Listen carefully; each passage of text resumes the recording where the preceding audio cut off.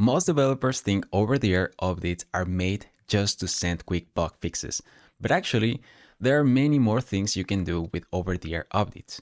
In this video, I'll show you 3 powerful ways to use EAS update to deploy faster, safer, and keep your app fresh, all without a single new build and without going through the App Store review. Make sure to check out the blog post in the description to see them all. Let's get started.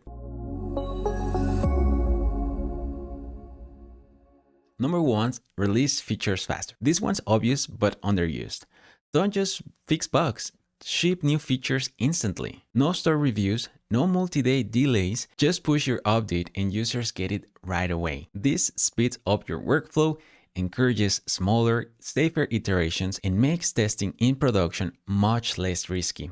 If something goes wrong, just roll back instantly. You can roll back with a click of a button on the EAS dashboard. Users get the latest improvements faster, and developers get that sweet instant gratification. Number 2, critical updates with instant reload. When something urgent happens, a price change, a time-limited promotion, or a huge spike in users, you can push an update and have the app reload automatically once it's downloaded. This ensures everyone is on the latest business logic immediately, so you can react in minutes, not days. Number 3, cross-native runtime deployments.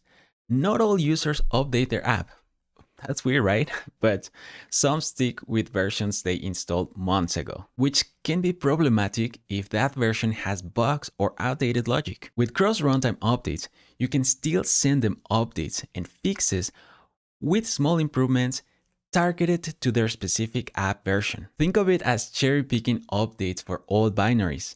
Even if they've turned off automatic store updates, you can still improve their experience and update your business logic if necessary. EAS update isn't just an emergency button.